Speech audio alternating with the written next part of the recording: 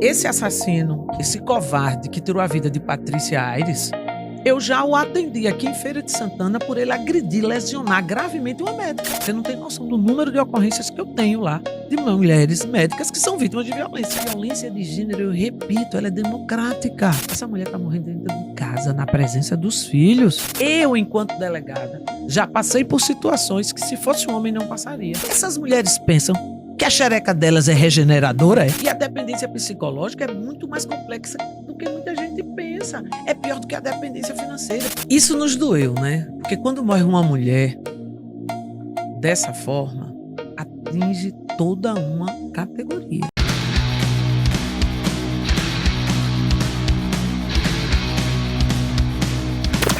E hoje a gente tá com uma convidada que já não é a primeira vez. Se você não assistiu o episódio, assista. O episódio anterior.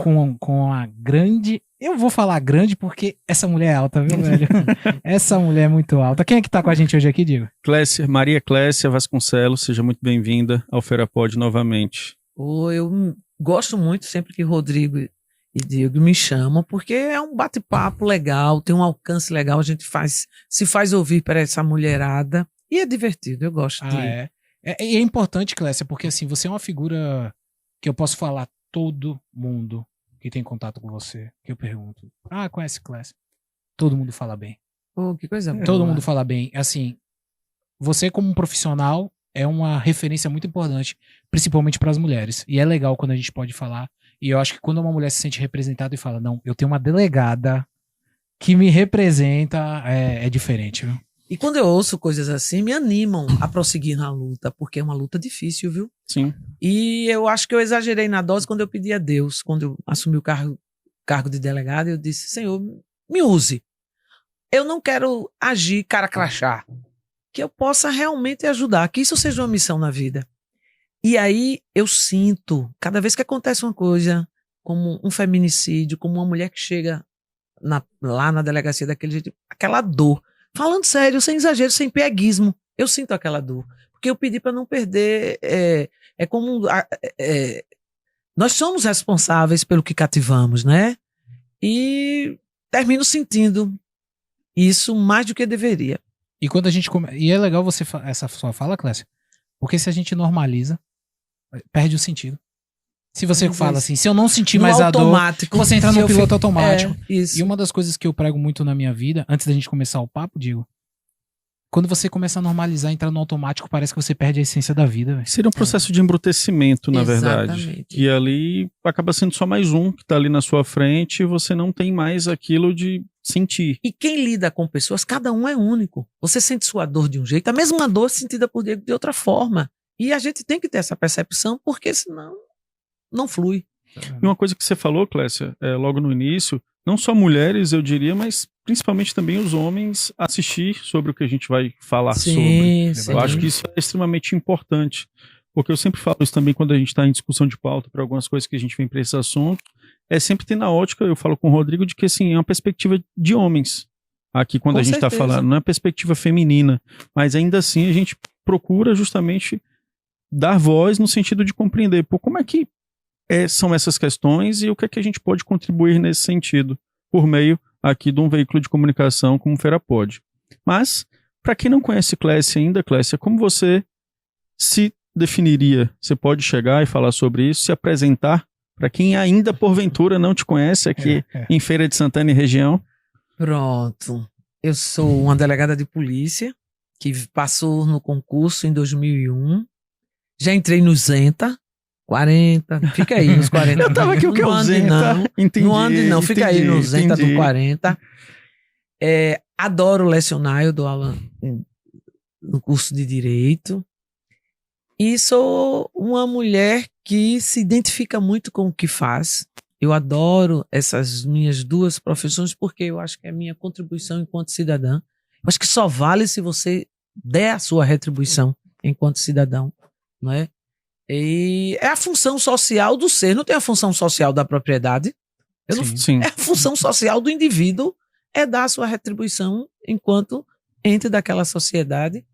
E eu espero muito da vida ainda, muito. Eu espero dias melhores para todos nós, Mas ainda que essas expectativas sejam meio sombrias, eu tenho uma religiosidade dentro de mim, isso me conduz, me guia. Quando alguém diz eu sou da Ubanda, eu sou de não sei. Não, tem uma religiosidade, eu acho que é Sim. isso que está nos faltando, nos apegar a algo, essa geração que você chega e vê que não tem religiosidade alguma, que não tem raiz, que não tem nada, é isso que assusta. Então eu sou uma mulher que acredita na vida e que leva a vida com leveza, com humor. Quem me conhece sabe, eu tenho que achar graça de tudo, porque senão, velho, A vida perde a fica, graça. a vida Fica difícil, o fardo é pesado. Exato. E, Diego, a gente tá num mês que... Coincidentemente, a gente tá num mês, não foi coincidência, viu, galera? A gente pensou nisso antes. A gente tá no Agosto Lilás. Exato. E aí eu quero que, Clécio... Eu sei que tem vários meses coloridos no ano, Isso. mas Agosto Lilás é um mês, é uma cor muito importante. E aí, Clécio, eu queria que você explicasse para quem tá nos assistindo o que é o Agosto Lilás e o que se combate de forma feroz no Agosto Lilás. Pronto. No que diz respeito ao combate à violência contra a mulher, nós trabalhamos com 3 datas muito significativas. O março, né? Cujo ápice é o 8 de março, Dia da Mulher. Temos o Agosto Lilás e em dezembro os 15 dias de ativismo. O Agosto Lilás ele se propõe a trazer uma reflexão geral em toda a sociedade se as formas de combate à violência contra a mulher estão realmente surtindo efeito. São ações públicas com o intuito de questionar, fiscalizar e rever essa política pública se está atendendo à função a que se destina. E, principalmente, lançar de forma individual em cada ser, em cada indivíduo, um questionamento, trazer essa reflexão do que, por que ainda se faz necessário, que não é mimimi, pode dizer esse tema está muito batido, mas não é muito necessário. É necessário e até porque, Diego, eu gostaria que você fizesse uma introdução Exato, ao porquê desse convite especial, principalmente a Clécia. Exato. E aí, Clécia, a gente está no Agosto Lilás, a TV ela sempre falando sobre a questão do combate Sim. à violência de gênero. E aí a gente teve agora recentemente o assassinato da também delegada, a Patrícia Aires. Foi, salvo engano, ali no município de Santo Antônio de Jesus, ali nas proximidades. E assim, eu acredito que a gente estava falando de realidades duras, eu acho que é algo que de alguma forma também pode ter te chocado. Você pode falar sobre isso e de ser uma colega de profissão que passou por algo desse tipo. Então, como você vê, como você avalia, o que você pode falar sobre esse momento no mês de agosto? Poderia ser em qualquer data, na verdade, mas que você vê uma colega de profissão sendo vítima também do feminicídio. Isso nos doeu, né? Porque quando morre uma mulher dessa forma, atinge toda uma categoria. E quando é uma mulher, tua colega de profissão, e que ela trabalhou no núcleo de combate à violência contra a mulher, e você percebe por todos os comentários que muito se esperava dela. Ah, mas uma mulher passar por isso, ele já foi preso. Mas aí é que a gente começa a entender o seguinte: por que a violência contra a mulher, o feminicídio é tão cruel, vil e covarde? Porque é a morte de uma pessoa tão somente porque ela é mulher. E isso é muito democrático. Qualquer mulher está sujeita a uma violência de gênero. Pode ser médica, faxineira, cozinheira. E aí se diz, mas era uma delegada. Ela sabia como se livrar dele. Ela tinha uma arma de fogo, né? Um batom, que eu costumo chamar. Isso. Eu não ando sem meu batom. Meu batom... Eu lembro dessa da outra vez. Mas a gente tem que lembrar de outro detalhe. A dependência psicológica, afetiva. E dependência psicológica vai além do que aquilo que a gente vê. O que é que a gente vê em Patrícia? Uma morena linda, bem vestida, delegada de polícia, que tinha o salário dela. Mas a autoestima, meu amor, é bem mais do que isso. É bem mais do que você é capaz de ver. Você não vê a alma da pessoa, as dores internas, o que ela sentia. Daí, isso pode fomentar uma dependência psicológica. mas a gente julga. E se a gente for julgar de uma forma banal, vem cá, por que médico morre de câncer do pulmão e continua fumando? Ele sabe que não pode fumar, que é prejudicial à saúde, mas ele é médico e ele fuma. O médico E ele morre de infarto. Ou morre de... Porque tá fora do peso. Tá entendendo? Não é a profissão. Não. E a violência de gênero, eu repito, ela é democrática. Ela atinge, ela está em todas as classes sociais. Pronto, eu vou lhe dizer uma coisa. De vítimas na DEAN, de categorias, vamos assim.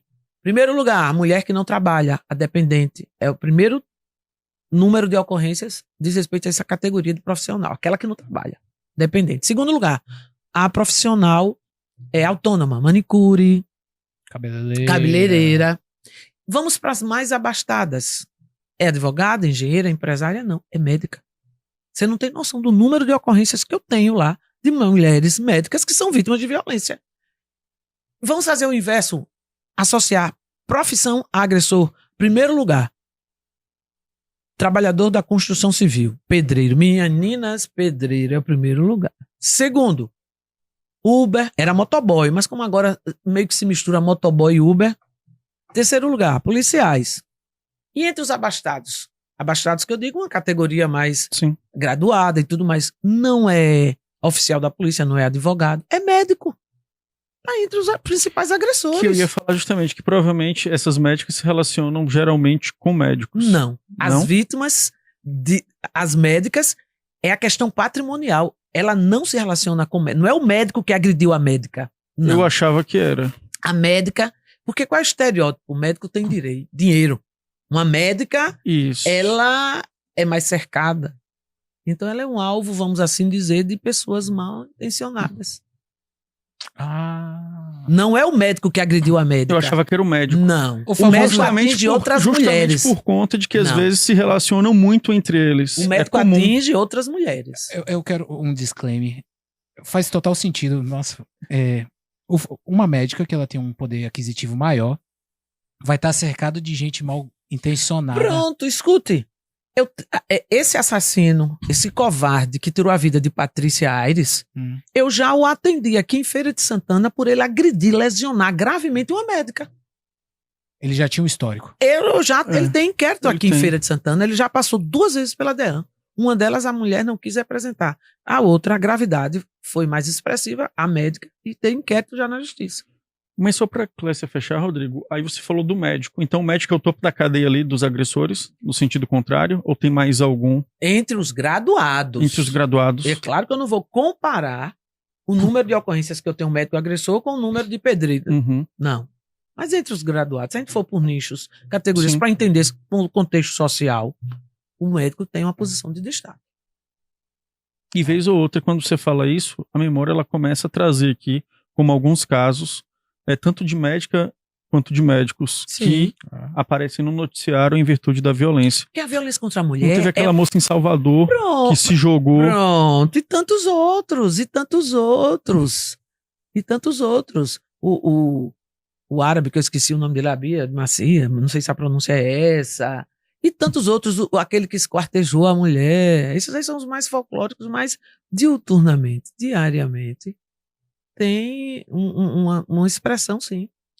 E no caso do médico agressor, você trouxe o contexto, e o Rodrigo até estava complementando, da mulher que é agredida médica.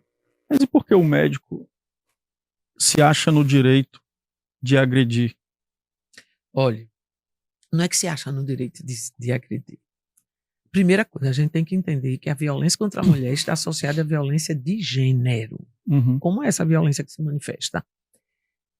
Eu posso aqui falar dos valores do patriarcado e tudo mais. Posso falar de Safiotti, mas eu vou dar um exemplo para você entender melhor e quem está nos ouvindo. Imagine, um pai tem uma filha de 14 anos, 15 anos. E ele soube que ela está com um namoradinho na escola. E aí ele tira o celular, ele coloca de castigo, tudo mais. Agora, se essa menina fosse um menino e tivesse com um namoradinho na escola, ainda que da mesma idade, o pai faria isso? Não. Na verdade, ia exaltar. Aí, puxou o pai, pegador, gostosão. Ia chegar no final de semana, falar pros amigos. Isso é questão de gênero. O papel da mulher da menina tem que ser um, que a sociedade diz que tem que ser assim. A sociedade diz que a mulher tem que ganhar mais que o homem. A sociedade dita papéis. E quando eu não aceito esse papel que a sociedade diz que é meu, tá a questão de gênero. Então, olha a diferença. Se ele tivesse reprimido a filha porque ela tirou nota baixa, a mesma coisa ele faria com o menino, não é? Sim, Então, aí eu não tenho questão de gênero. entendi. Então, esse médico que se relacionou com alguém que ele acha que é de uma categoria inferior a ele, e a mulher se enquadra nessa categoria inferiorizada, e aí quando há separação, ele não quer dividir bens, ele não quer ser importunado, ele não quer ser... tantas outras coisas, e aí incide, porque a questão patrimonial prevalece em muitos aspectos. Quando eu estou falando dessa mulher faxineira que mora ali na Queimadinha, na Baraunas, e a violência de gênero, muitas vezes essa mulher quer a pensão, né?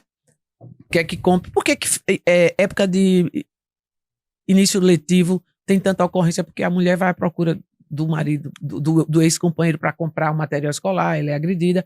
Então, quando você está numa instância um pouco maior, a briga pelos bens, por tudo isso, e aí a violência patrimonial termina puxando todos os outros tipos de violência.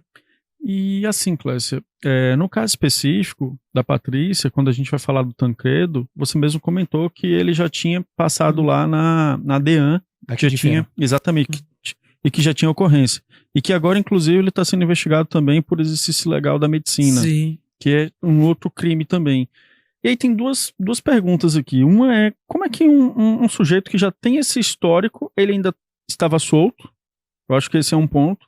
E se ele tivesse sido recolhido, digamos assim, ou preso, não sei se era caso para prisão, mas nesses dois casos aí iniciais, muito provavelmente, digamos assim, no caso do Si, ele poderia não ter se relacionado com a Patrícia. Esse seria um ponto. E o outro é o que minha esposa também mesmo falou, que aí eu fiquei assim e falei, não, vou levar essa pergunta porque é uma mulher falando, né, na perspectiva dela. E ela falou assim, pô, mas como? E eu acho que essa pergunta dela, acho que muitas outras fizeram. Como é que ela, delegada, não investigou a vida desse homem pra saber que ele era um pau sujo ali de galinheiro? Ainda que ela E as amigas falando tal. Ainda que ela tivesse investigado, ela não mudaria a conduta. Ela mesma foi vítima, ela teve uma prisão em flagrante quando ele a agrediu. Tem um vídeo horroroso aí querendo desqualificá-la, que mostra ela discutindo. Foi nesse dia que ele foi preso, autuado em flagrante, e ela voltou pra ele. É porque Entendi. é um aspecto psicológico. É uma coisa É a muito mais dependência profunda. que você que eu falou. comecei a minha fala com isso. E a dependência psicológica é muito mais complexa do que muita gente pensa. É pior do que a dependência financeira, porque a dependência financeira qualquer um supre. Chega um parente, não sei o quê, e é psicológica. A gente está vivendo momentos assim, os dias atuais, as questões relacionadas ao psicológico, à psique, elas precisam ser muito valorizadas. São primordiais. Primordiais, e a gente não enxerga, porque a gente costuma enxergar apenas o murro, o olho roxo, Sim. o auge dessa violência que é o feminicídio.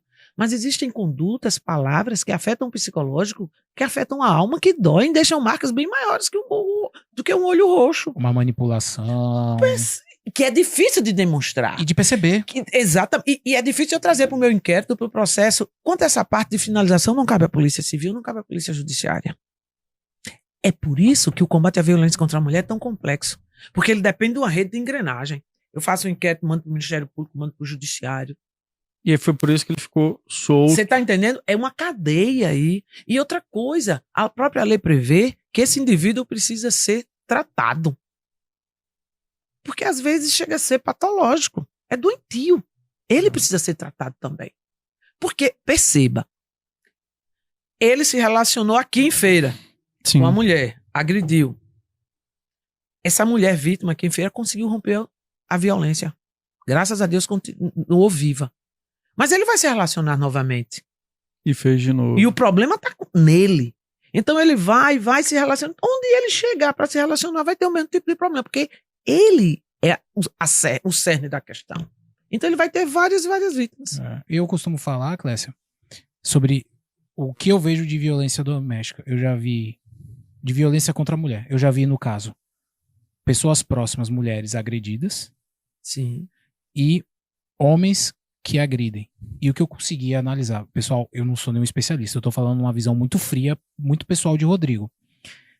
Tudo começa, Clécia, nunca começa de um feminicídio. Não. Começa de uma agressão verbal, de uma manipulação. Sempre começa com coisas pequenas. Nada na vida, pra mim, começa grande. Tudo começa bem pequenininho. Perfeito, isso mesmo. Ele vai fazendo uma escalada. E aí ele vai testando o limite. Eu testo o Diego, o limite de Diego. Opa, foi permissivo. Vou pro próximo. Porque as pessoas que têm essa tendência, se não tem um distúrbio, não tem um problema, como você falou, existe uma patologia, existe uma doença, é meio que uma psicopatia. Ele vai testando pra ver até onde você consegue ir. Aí você, quando vai ver, já tá dentro de uma rede. Mas aí é que tá, Rodrigo. Profunda. Eu vi um vídeo uma vez, um pai carinhoso, o papel do homem, do pai, do responsável legal é fundamental para criar nessa menina que vai ser uma mulher a percepção de que eu mereço muito mais. E essa mulher autoconfiante, essa menina que foi amada pelo pai, que tinha demonstração de carinho, ela não vai aceitar nem um tiquinho assim, ela não vai. Então, identificar um relacionamento abusivo. Velho, você sabe quando uma coisa não tá boa.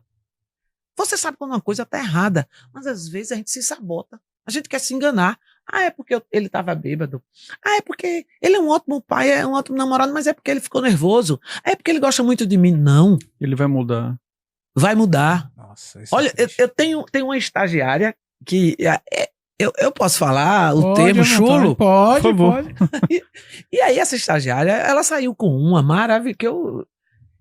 E aí ela ouvindo uma mulher, termo de declarações, a mulher disse: olhe, eu já sabia que ele tinha feito isso com uma amiga minha. A primeira mulher dele, ele agrediu e agora fez comigo. E outra mulher dizendo... Aí ela disse, eu não entendo, se você sabia que ele já bateu em outras mulheres, ele era violento, por que continuou? Porque eu achei que comigo... Ia ser diferente. Aí a estagiária me contando, disse, doutora, vem cá, essas mulheres pensam que a xereca delas é regeneradora? Eu digo, como é, menina? Xereca regeneradora? Pois é. Olha a percepção. Sim. É porque, dada essa coisa da mulher mãe, da mulher que cuida, da natureza feminina, ela acha que vai ter condições de mudar o outro. Ninguém muda ninguém, minha gente. E quando ela vem concluir isso, já está com muito sofrimento. Uma segunda chance. As mulheres, por que o número de medida protetiva de desistência tem aumentado? Porque as mulheres acham que podem dar uma segunda chance. A família dele, mas não sei o quê. E ela termina cedendo, porque é da natureza dessa mulher. É da natureza. Então, quando a gente percebe, quando eu tenho uma estrutura de dizer, eu não aceito menos que isso, já olhou para mim assim, já quis me polir, me tolher, já identifiquei, pula fora. O mais rápido possível. Mas a gente não pode julgar essa mulher que tem essa dependência, não. De forma alguma, ela precisa de ajuda. Ela é uma vítima. Ela precisa de um apoio psicológico para se fortalecer e se entender como um sujeito de direito. Mas se essa filha, essa sua, que é sobrinho seu, né? Uhum. Essa menina for crescendo ali com essa presença masculina, ou se não tiver a presença masculina, a mãe dizendo você é importante, você é linda, você é maravilhosa, você não precisa de ninguém para se estabelecer, para te justificar na sociedade. Você é foda. Essa mulher não vai, essa menina vai se tornar uma mulher e não vai aceitar o mínimo de desrespeito. Eu queria pegar esse gancho, me permita, Diego, eu quero muito pegar esse gancho, porque a gente fala de saúde mental. Eu vou falar de saúde mental porque, pra mim, um tempo pra cá, eu passei por um processo e percebi o tamanho da importância da minha saúde mental. E quando você consegue entender, a sua vida muda. E aí você falou uma coisa que minha esposa falou pra mim uma vez. Meu pai me tratou como uma rainha. Se alguém me tratar mal, eu não fico perto porque eu nunca ia aceitar. Porque aí é o ponto que eu acho legal dessa discussão, pessoal. A gente começar a entender o nosso papel como ser humano, tanto os homens quanto as mulheres. Primeiro as mulheres entenderem, porque todo mundo é importante dentro do seu próprio universo. Você é a pessoa mais importante dentro do seu universo. Quando você é um homem, aí é uma figura, poder falar como masculino, você tem que entender que se você tem uma filha, e se você tem um processo de tratar sua filha como ela tem que ser tratada, você está prevenindo ela no futuro de sofrer com certeza um abuso, sofrer uma violência doméstica. E se você, mulher, se entende, independente, porque a gente sabe que hoje, infelizmente, no Brasil, a gente tem grandes números de pais que abandonam filhos e tal. Mas se você, mulher, entender que você não precisa ficar dependente, que parece até clichê, aquele cara não é o último cara do mundo, você vai sim ser feliz e acreditar que se você tá sentindo algo errado, pode procurar ajuda. Porque se você tá sentindo que tem alguma coisa, qualquer coisinha errada, pode procurar ajuda, porque tem. E tem muitas famílias que só é a mãe, é a mulher, famílias de mulheres, e essa mulher forte ali mostrando. E aí ela cria essa geração que a gente quer, de pessoas que se autodefinam como eu sou eu e não admitem nenhum tipo de violência. Não é só é porque nós sabemos que tem muitas famílias monoparentais, só a figura da mulher como chefe de família. E a gente vê ótimos resultados aí. E eu diria mais, pegando um pouco de Rodrigo e Clécia, que é também assim, eu diria, ter uma independência dessa mulher para a vida. E acho que isso está muito na criação. Isso, eu falo de uma muito. coisa que muito aleatória, do tipo, eu viajo bastante. E aí, às vezes, eu contando algumas histórias de viagem, até quando viajei também pro exterior, e aí algumas mulheres amigas falaram bem assim, mas você só fez isso porque você era homem. Não. E aí eu olhava, Mas é e aí eu fico verdade. assim do outro lado e fico Mas é bem verdade. assim, ó. Aí eu fico bem assim. É porque pra mim fica, como assim, entendeu? Uma mulher pra não gente pode que é homem é diferente. fazer isso, Não. entendeu? Imagina uma mulher mochileira viajando nos Estados Unidos, na Europa, ou pra onde for, ela sozinha. Nós temos casos emblemáticos, duas jovens argentinas viajando, as duas foram estupradas e mortas. Você pode andar ali na Presidente Dutra, onde for, depois das 10 horas, sozinho, de boa. Uma mulher, a possibilidade, ela é um alvo mais fácil, pelo aspecto físico, por tudo. Ela é o alvo preferencial do malfeitor, do covarde. Então permanece no fato de que só fiz determinadas coisas porque era figura masculina. Com certeza, com certeza. E coisas assim que você não percebe. Diego. Por exemplo, você está numa reunião. A voz do homem é mais fácil de ser ouvida. Todos param para ouvir a voz de uma mulher. Enquanto uma mulher fala, geralmente é retrucada, é rebatida. Eu, enquanto delegada, já passei por situações que se fosse um homem não passaria. De ser desacatada no meu local de trabalho. De eu ter que dizer, saia da minha sala. Não sou obrigado a ouvir isso. E o advogado dizer, não sai, quero ver quem me tira. Só que ele não esperava que ele era baixinho. Quando eu me levantei, ele viu, eu empurrei de escada abaixo. Porque às vezes você tem que dar uma de doida. Eu me senti Nazaré Tedesco. Isso é um caso emblemático que os meninos na delegacia falam até hoje. Mas se eu fosse mulher, ele não teria aquela postura. Mas ele não ia esperar nunca que uma mulher fosse ter aquela postura. Porque às vezes você tem que se rebelar contra toda uma estrutura. Não acredito. E eu sou o quê? Eu sou delegada de polícia há 23 anos. Eu quando comecei no sertão da Bahia. Substituindo delegados chamados calça curta. Você imagina quantas situações eu já passei. Emblemáticas. É. E a questão de gênero ali batendo na porta o tempo todo. Fortíssimo. Bate hoje, imagine há mais de 20 anos. E é por isso que, aí voltando um pouco brevemente ao caso da Patrícia, é algo que, primeiro, eu não gosto muito de assistir porque isso me machuca de verdade. Independente. Essas coisas, sei lá, me machucam. Eu não gosto de assistir porque sempre vem os comentários idiotas. Sempre. O julgamento. Era mulher, é não sei o que, delegada, aquela coisa. Como é que ela não se defendeu, velho? Nunca é tão simples, nunca é tão raso. Não. Se as pessoas entenderem que existe uma complexidade dentro da vida, que nunca é tão raso, e aí as pessoas fazem isso e não sabem que amanhã pode acontecer com você. Clécia, eu vou te falar uma coisa que me assustou. Todas as mulheres com quem eu tenho um pouco mais de intimidade, eu não falo de relacionamento, intimidade que eu conheço mais, converso mais, todas já me falaram que pelo menos uma vez na vida já foram abusadas. Todas. E eu fiquei em choque quando elas me falaram isso. Porque não é uma realidade masculina. Eu nunca vi Diego, Alan, meus amigos próximos virarem pra mim falarem isso. Não acontece. Simplesmente pelo fato de ser mulher. Ser mulher é ser muito difícil. Em todos os aspectos. Se você for perguntar, se tiver reencarnação, você quer nascer mulher? Todos aqui tem 4 homens vão dizer que não. Menstruação, parir, ninguém quer, velho. E nós adoramos, isso para nós não é fardo, é divino. E a gente hoje está aqui, e eu agradeço essa oportunidade, a gente está falando de Patrícia Aires. Mas você sabe que sábado foi a Milena, uma jovem mulher de 20 e poucos anos, com 2 filhos, um de 7 e um de 4 meses. Ela não queria mais viver com Bruno, o infeliz, que agora está preso. E ele simplesmente, em Riachão de Jacuípe, ele deu 15 facadas nela. Ela estava com o filho no braço de um bebê de 4 meses. Ela não soltou o filho em hipótese nenhuma. E quando o pessoal chegou lá, encontrou ela em cima do menino, o menino desacordado, e aí ensanguentado. Pensaram até que ele tinha sido ferido, mas não, era o sangue dela.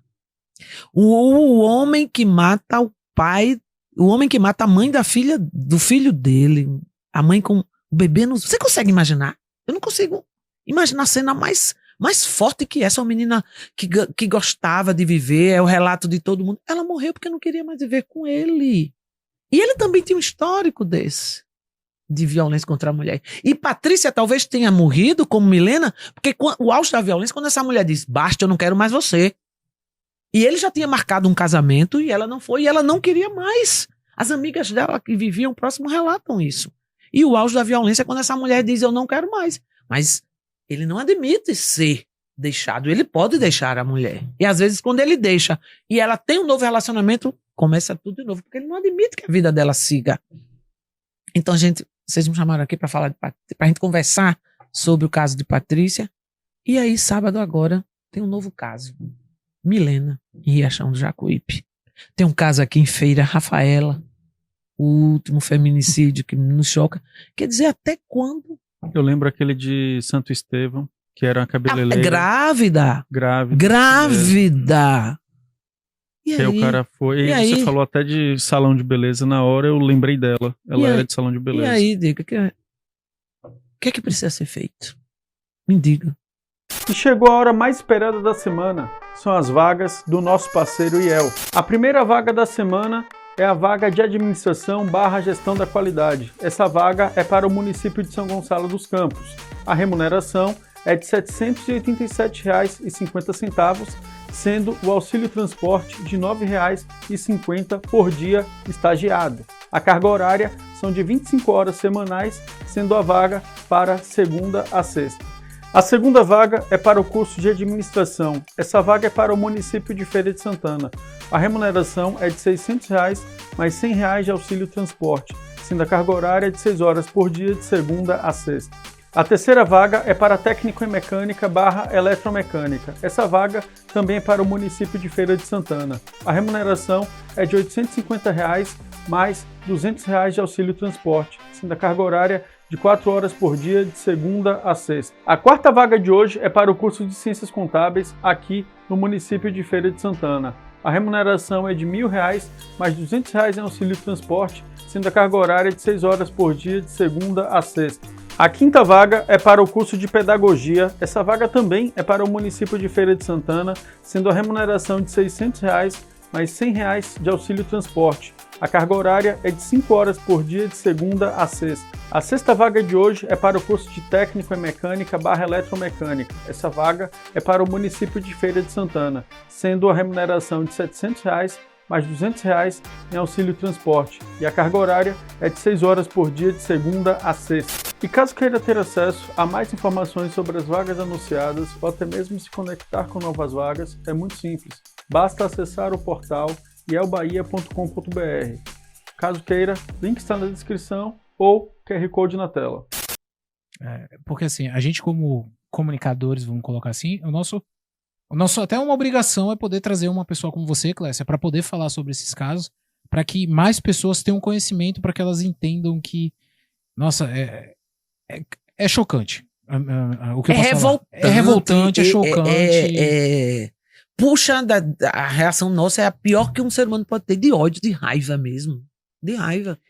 E quando o Clécia fala algumas coisas assim que eu citei aqui há pouco da viagem, eu fico pensando assim, me colocando, não sou pai, mas sendo um pai de uma menina. Vítima de feminicídio? Não, eu não tô nem falando disso, eu tô falando assim, nasceu. E aí, como é que eu vou blindá-la? Não, eu não ia falar blindar. Não, eu não ia falar blindar, mas assim, como é que eu vou criá-la para esse mundo? Porque eu viajando, eu entendo que ela tem que ter o direito também de viajar sozinha, de fazer a mochila dela, fazer uma série de coisas. Ao menos esse é o meu pensamento. Não sei se eu, enquanto pai, se eu... Diego, como é que seria, entendeu? Mas é difícil. Eu gosto muito de estatística, porque estatística comprova o argumento. E eu, desde o meu mestrado, eu gosto de pesquisa, né? Eu estou em sala de aula, faculdade, então a pesquisa é instigante. E aí os questionamentos que me chegavam enquanto delegada, enquanto professora, enquanto pesquisadora desse assunto, depois da Lei Maria da Penha, parece que a violência contra a mulher aumentou. Essa lei é eficaz? É o questionamento que como se estivesse estimulando.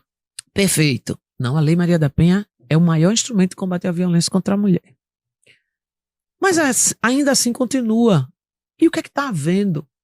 Não adianta você falar de aumentar a pena, essa função simbólica do direito penal, porque essa violência que você já está preocupado em atingir sua filha, por que a minha filha, eu não posso andar sozinha, né? Primeiro, você chega num barzinho sozinho, se você quiser comer sozinha no restaurante, se você quiser tomar alguma coisa, sempre vai chegar alguém querendo sentar na minha mesa. Vai chegar sempre. Essa mulher é importunada, alguém querer pagar, não, velho, eu não quero. Não quero, eu quero estar sossegada. Sempre vai ser assim. E aí onde eu quero chegar quando você me pergunta, e eu com minha filha? A tendência é piorar. Sabe por quê? Porque existem as variáveis. A violência contra a mulher é uma questão social. Não é uma questão só de polícia. E sabe qual é a principal variável que está acabando com tudo? Está jogando tudo pro lixo? E a gente precisa pensar numa política pública interseccionando, transversal, que eu inclua o combate às drogas. Não tem como eu pensar em violência contra a mulher sem pensar na cocaína, sem pensar no pó, sem pensar nos outros entorpecentes. Porque mais de 70% das ocorrências que eu tenho, a mãe... eu fico tão irada que derrubo tudo. A mãe que registra uma ocorrência contra o filho, porque nenhuma mãe quer ver o filho preso, nem quer ver o filho fora de casa. Mas ela chega a um ponto que, pensando nos outros filhos, ela vai. O filho drogado, que tá vendendo tudo, que tá acabando. A namorada, a ex-companheira. Todas, mais de 70% relatam o envolvimento do agressor com droga.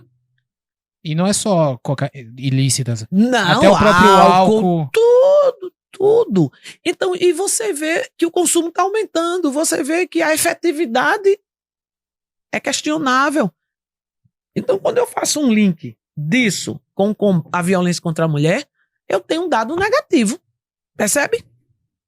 Então, a educação é caminho para tudo. Eu acredito muito na educação. Educação ali, ó. Essas escolas em tempos integrais são maravilhosas. Eu também adoro. Tira esse povo da rua, esse jovem. Vamos passar um pouquinho. As famílias estão desestruturadas. Quais são os valores que vão passar? Quais são os valores? Mães que despreparadas, mães solteiras, mães que precisam estar trabalhando o dia todo para trazer o alimento. Quem vai passar os valores? Porque muitas vezes o pai é ausente, o pai nem está mais. Então a cruz dessa mulher é muito pesada. Às vezes é ausente dentro de casa. Não, a culpa é dela. Ah, seus filhos estão tudo na rua, tudo vagabundo vai ser. A culpa é dela. Quem tem que educar é ela. Ele é o gostosão. Ele é o bacana.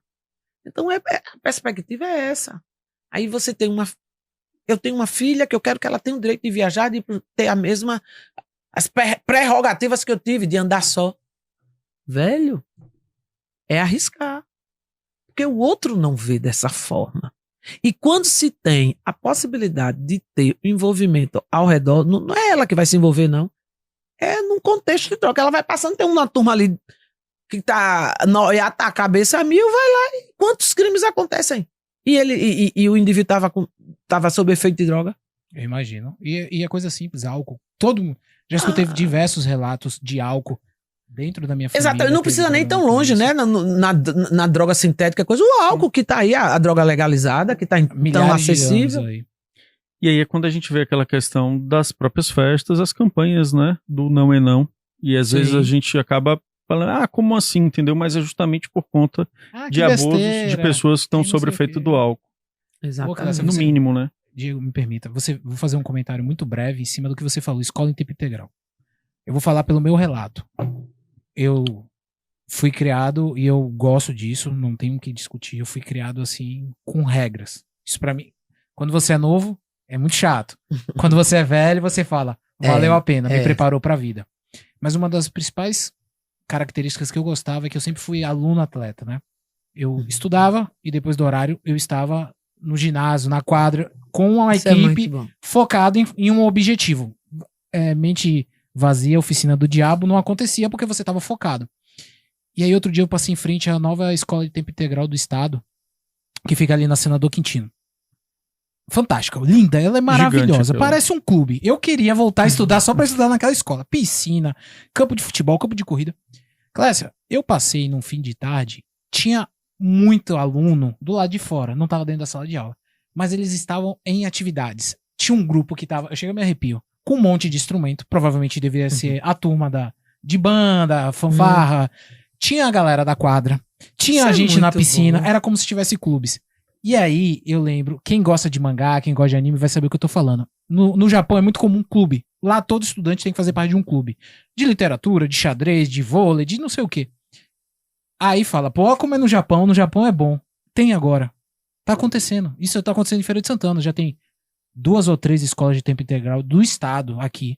Na verdade é no estado todo. É no estado todo, já virou, é. né? O Gastão sofreu reforma e tal. Tá acontecendo. E aí o que você tá falando, Clécio? É educacional. Você tira essa galera da rua, Indica. jovem, coloca eles dentro de um objetivo Isso. que ele Exatamente. primeiro vai te preparar pra vida. Segundo, vai te deixar sem tempo ocioso. Que tempo ocioso é complicado. Que aí é nesse tempo que, se você não tem uma família bem estruturada pra poder te ajudar, é o momento que chega. E vai dar critério a esse jovem. Porque o livre-arbítrio, mas às vezes a gente sabe que aquele jovem foi criado um livre-arbítrio, a capacidade de escolha, o meu direito de escolha, mas às vezes você não tem escolha, é aquilo que te... Então, quando você passa por toda essa perspectiva numa escola legal, um ambiente legal, dá possibilidade de ele sonhar do que ele quer ser. Sim, perfeito. Tira Mostra daquele perspectiva. contexto tão limitado. Então ele passa a ser seletivo, ele passa a ter um foco. É maravilhoso. E essa fala de maravilhoso. Clécia me lembra um vídeo que acabou virando um meme, não sei se vocês já viram, que é de um... Eu diria que ele é um adolescente. Que aí o repórter tá com ele e ele fala assim, não, eu vim aqui pelo certo. Aí ele fala, você veio aqui fazer o quê? Ele vem aqui tocar fogo em ônibus, eu vim aqui quebrar vidro de loja. Então assim, na perspectiva Porque ele achava que dele, aquilo era certo. exatamente. Exatamente. Aquilo é o certo, entendeu? Ninguém chegou. Ele foi criado naquele contexto de positividade ser esse. Exatamente. Tem que tirar. Se não foi mostrado a ele outro mundo, outro valor. Então aquele pra ele é o certo dele. Exatamente. E aí todo mundo dá risada, tal, mas eu fiquei assim, velho, Não, isso é de uma qual é a profundidade. perspectiva dele ali, Exatamente. entendeu? Pra ele achar que pra aquilo... gente E ele fala, refletir. sério, ele não fala dando risada, ele fala E sério no viraliza. vídeo. E o negócio que isso viraliza, e vai chegar outro jovem, vai ver aquilo ali e vai falar: pô, o cara tá pelo certo, eu tenho que estar pelo certo também. E desde quando você chegar a uma cidade que já tem problema com o transporte público, aí você chega e bota fogo no ônibus. Nossa, vai melhorar muito o transporte público amanhã. Mas ele não tem essa noção Ele de não tem. cidadania, de responsabilidade, de empatia ao próximo, né? A gente ouve tanto falar amor ao próximo. Quem é meu próximo? Meu próximo é você, quem tá mais perto de mim. Então a gente precisa replantar isso nessa sociedade. Esses valores têm que voltar. Porque a gente tá discutindo tudo isso, porque essa discussão que é inicial aqui termina num feminicídio aqui. E as pessoas não Pronto, entendem que é uma não. cadeia. Lito Pronto. do Aviões e Música fala, né? É a corrente, os elos da corrente que vão se fechando até o desastre. Exatamente. E aí as pessoas não entendem que quando Clécia tá aqui, a gente tá falando com alguém que tem estatística, tem conhecimento de causa, de campo, de tudo, tá falando. O problema não é aqui quando acontece com uma Patrícia, Não, com já a menina vem de que longe. morreu, a Milena, o que vai acontecendo com essas meninas, essas barbaridades, e a gente fica chocado. Não pode deixar a normalização. Porque às vezes eu acho que as pessoas normalizam. E aí vai pra rede social, fica todo mundo discutindo. Discutindo, tentando achar que é um culpado. Ah, mas é por causa disso. Cara, não é por esse caminho. Infelizmente, não é por esse Não, caminho. e ninguém questiona a conduta dele, já percebeu? Conduta. O que é questionado é o fato da vítima ser uma No delegada. caso dela E foi a justamente conduta dele? isso. Por que esse homem não tá preso ainda? Por que... Tá entendendo? Ninguém questiona a É questão verdade. em si. Ele meio que fica no segundo plano. Os comentários é sobre ela, a vítima. Sempre o julgamento é pra vítima. É típico do latino isso. Ah, matou ali. Por que ele matou? Velho, nada justifica um homicídio, não. É exceptualidade, a legítima defesa, o que for. Mas a morte tem que ser evitada. E quando o indivíduo mata o outro, você vai simplesmente... O latino é típico dessa... Matou por quê? Como foi ali? Como se tivesse Como um se- motivo para. Como se tivesse uma justificativa. E aí foi por isso que a gente questionava justamente o porquê dele, mesmo já tendo algumas ocorrências, ele ainda ter estado livre para A uma legislação- outra ocorrência. Possibilita isso, né? A prisão só depois do trânsito em julgado, só depois de esse cara estar condenado em todas as instâncias. Mas aí também é de se falar da morosidade processual. E aí a gente comenta. A questão das barbaridades. É aquilo que a gente conversou, que as barbaridades estão se tornando uma coisa comum. Exato. Mas vamos lá. Clécia comentou sobre essa questão mais no início, mas eu diria assim, talvez eu tenha passando porque a gente não aprofundou.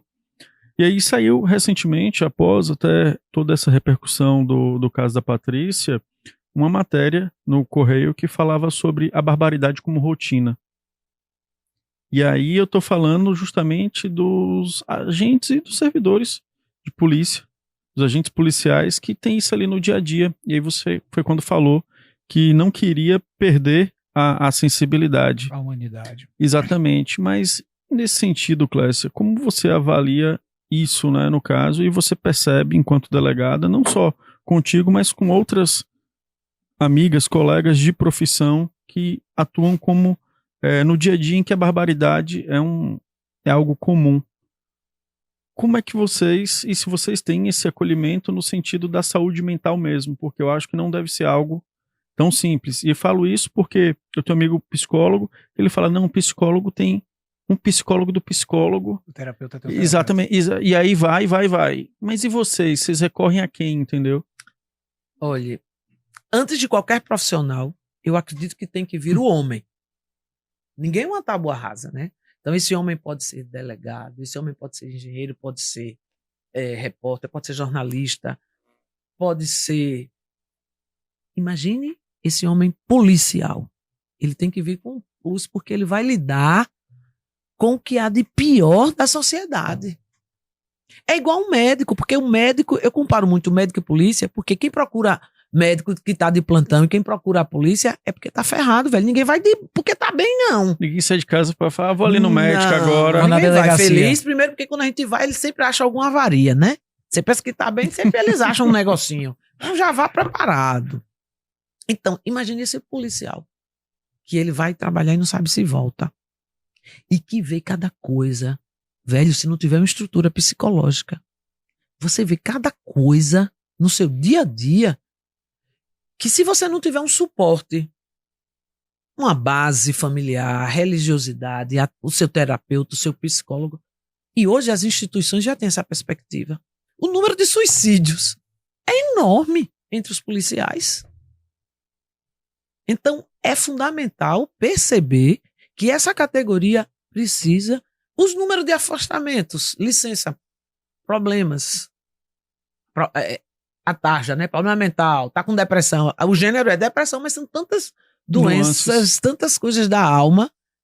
E hoje já se tem essa percepção, mas ainda precisa avançar muito. Essa sua colocação é perfeita, porque é uma coisa premente, urgente. Esse policial, esse servidor público precisa ser cuidado. Como é que ele vai cuidar? Imagine, se eu olhe bem, e aí a gente volta para o ponto inicial. Patrícia Aires trabalhava no Núcleo Especial de Atendimento à Mulher. Ela já foi trabalhar com marca no olho. Como é que essa mulher vai ser atendida e dizer a outra, denuncie, saia, rompa ciclo de violência? Você está entendendo como é difícil? E quando ela mesma precisava de ajuda. É muito difícil. Então, como é que eu vou acolher se eu estou precisando de acolhimento? Então, eu preciso cuidar. Eu preciso ser cuidada primeiro para poder cuidar. Que bom que hoje as instituições já percebem essa necessidade, já dão essa importância. E é bom escutar você falando, Clécia, porque sai do campo do achismo. A gente sai do campo do achismo porque, assim, é muito fácil julgar de fora. É muito fácil opinar numa coisa que você não tem conhecimento. Porque eu acho que eu entendo a dor do outro, velho. Só quem sabe é quem sente a dor. Não adianta, eu entendo, você sente sua dor, não. Eu imagino. Porque a dor é muito subjetiva, cada um sente. Tem homens que... Tem mulheres que... O homem de feira, vamos dizer assim, a realidade. Um homem, geralmente, ele sucumbe a uma traição. Tem indivíduo que, só imaginar que a mulher pode vir a atrair, ele já mata, como aquele caso de Serrinha, né? A menina grávida, e ele achou que ela estava grávida e não era dela, ela já ia parir, ele matou, e foi pro velório, foi pro enterro. Então, cada um reage de uma forma. E reagir de uma forma doentia, existem homens, indivíduos que a mulher, ele soube que foi traído, e aí ele vira a página, resolve tudo e vai viver a vida dele. Por que eu trago o exemplo da traição? Porque o auge é esse homem, só imaginar que pode ser traído, ele já se torna violento. E muitas vezes a mulher é mais uma vítima, não tem nada disso, velho. Quantos relatos eu ouço disso? Então não adianta, a dor é de quem sente. E cada um reage de uma forma, daí a dificuldade. E a necessidade dessa terapia, desse apoio psicológico a que você se E eu referiu. acrescentaria não só para o policial masculino, mas também para policial feminino que está ali nesse front também recebendo esses depoimentos. Pronto, ó, é um papo tão gostoso. E tudo que vocês trazem, parecem que vocês conhecem a realidade. Eu falei das profissões, né? Da mulher vítima, Sim. a dona de casa que não trabalha, a autônoma. Vamos fazer a comparação contrária. Em termos de profissão, sabe que eu tenho menos ocorrência? Menos. Tem anos que é zero. Policial feminina. A chamada PFEM. A PFEM, ela registra muito pouco. Por quê? Será que não existe violência contra essa mulher PFEM? Existe sim. Mas por Ou quê? ela tem vergonha? Ela sofre a violência institucional, porque tem a violência dentro do ambiente de trabalho, por ela ser mulher, e ela se nega, ela se envergonha em dizer que em casa também é vítima de violência. Ela não registra. É um número bem pequeno mesmo. Imagino. E tudo tem uma explicação. Tudo tem uma explicação. Nunca é tão raso, tudo sempre tem uma profundidade. Tudo. Quando ele fala na PFEM, né? Aí eu... Porque lembro uma disso. PFEM que passa por um treinamento, eu escutei isso de um amigo policial militar.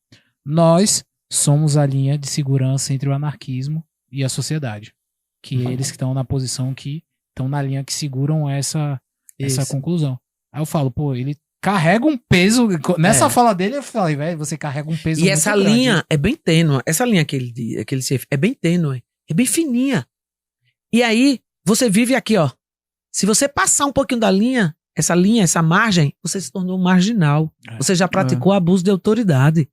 O atuar de um policial é uma linha bem estreitinha, porque com milímetros ele sai de um lado de lei e passa pro outro lado, às vezes sem nem querer. Exatamente.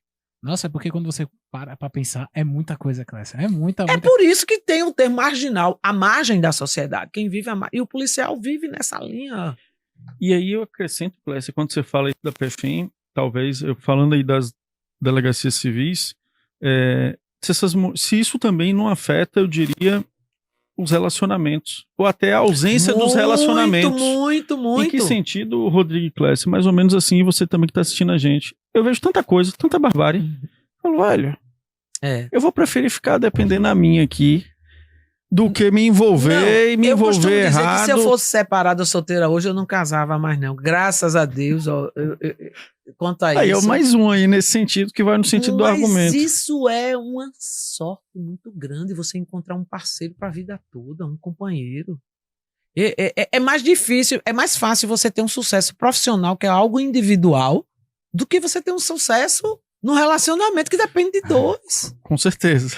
Eu sou casado, vou fazer agora, que se eu perguntar ao meu marido, ele nem ia saber, mas eu vou fazer 30 anos de casada em novembro agora, faço 30 anos e entre namoro e noivado foram 7 anos.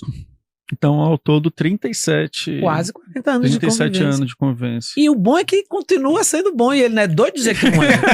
Né? Porque quando a gente dá risada, Clécia, mas eu falo assim daquela estagiária, vendo tudo isso, vamos supor que ela não tem um relacionamento. Ela vai pensar 2 vezes. Ela pensa 2, 3, 4 vezes. Não tem como, porque o seu trabalho, o seu labor, e ela é estagiária do ramo de direito, não tem como, velho. Você termina ficando na retranca. Você não é a mesma coisa. Não é, porque você vê tanta coisa. Aí você volta pro ponto da Patrícia. E por que com ela não foi diferente? A questão da autoestima, a questão da dependência emocional. Mas ela quis dar um basta. E foi nesse momento que ela pagou com a vida. Rodrigo? Clécia, é que a gente já tá chegando ao fim. É o segundo episódio, foi muito bom. E assim, eu acho que a primeira vez que a gente teve oportunidade foi poder escutar a sua história. Agora, nesse segundo episódio, a gente vai um pouco mais profundo. E eu tô muito feliz com a proposta que a gente veio pra cá, Sim. Diego. A gente conseguiu, pelo menos durante esses 50 minutos, 1 hora que a gente tá aqui, discutir sobre um assunto que a gente, como comunicador, o que a gente pode fazer. é mostrar, colocar a luz, ó, existe Exatamente. um problema e as pessoas precisam entender. Porque eu tô cansado de ficar chocado com essas notícias. Não é? E pior ainda, eu tô cansado de ter que falar, eu não quero saber porque acontece demais, minha mente, eu tento blindar minha mente falando, não quero mais ver isso porque eu sei que acontece muito. Mas é um pouco do que Clécia fala, Rodrigo. E aí, enquanto jornalista, tem uma expressão de um livro, eu não estou lembrando o livro agora, mas aquilo me marcou. Que o livro era o autor diz o seguinte, que há corpos que fedem mais e outros que fedem menos. E geralmente o que a gente vê na mídia é justamente os que federam mais. Receberam mais. Mas e os que federam menos e que a gente nem soube que aconteceu, soube, como exato. Clécia pode trazer em números aqui, que a gente não tem nem Exatamente. conhecimento disso, entendeu? Então, assim, só aqueles que aparecem já te choca e te afasta. Mas e o que você nem soube, que nem apareceu, entendeu? É um pouco disso. E aí, pegando aqui o gancho de Rodrigo, Clécia, no sentido de conclusão, qual a mensagem que você deixa para essas mulheres e homens que estão nos assistindo e que, enfim, qual a O Agosto mensagem? Lilás não seja só uma data, não seja só um mês colorido, seja algo extremamente importante. A gente tava falando de feminicídio, não é? A vítima em si. Vocês já imaginaram o filho dessa mulher que foi morta? Sim. Fiquei pensando sobre. Você já imaginou a irmã, a mãe, o pai? Patrícia mesmo, que alegria, passou no concurso, vai ser delegada na Bahia. A mãe recebeu no caixão, Era mãe também. que era mãe também. Você já imaginou um pai? Então, qual é a mensagem que se dá para esse indivíduo cujo temperamento, todo mundo se conhece, a gente sabe do que é capaz, a gente sabe como reage a determinadas situações. É se perceber enquanto sujeito, melhorar, procurar sanar essas vulnerabilidades. Essa mulher tem que denunciar sempre, já foi comprovado estatisticamente, a mulher que está perdoando, a mulher que não está denunciando é essa que está morrendo. Você pode até dizer assim, mas Feira, por exemplo, tem um monte de homicídio, final de semana de 2, 3 e não tem esses corpos de homens que aí não estão fedendo. E o corpo de uma mulher fede muito mais do que o corpo de um homem, dentro dessa concepção que você trouxe. Mas observe, esse homem, esse corpo que está fedendo do homem, ele morreu num bar, ele morreu numa briga de trânsito, ele morreu questão de drogas, essa mulher está morrendo dentro de casa, na presença dos filhos, num lugar que, em tese, ela deveria estar protegida. Segura. Olha a questão social disso. Um filho de uma mulher vítima de feminicídio, ele não vai ser normal, com muita facilidade, não. É uma cicatriz que ele vai levar pro resto da vida. Então, qual é a mensagem? A principal responsável pela minha segurança, pela minha vida, sou eu. Eu tenho que ser protagonista da minha história. Não pense que polícia militar, polícia civil, Ronda Maria da Penha, o meu marido, a família dele vai fazer por mim. Mas eles estão pedindo, a mãe dele pediu. É mãe dele, não é minha, não. Não é minha, não. É a minha mãe quer meu bem.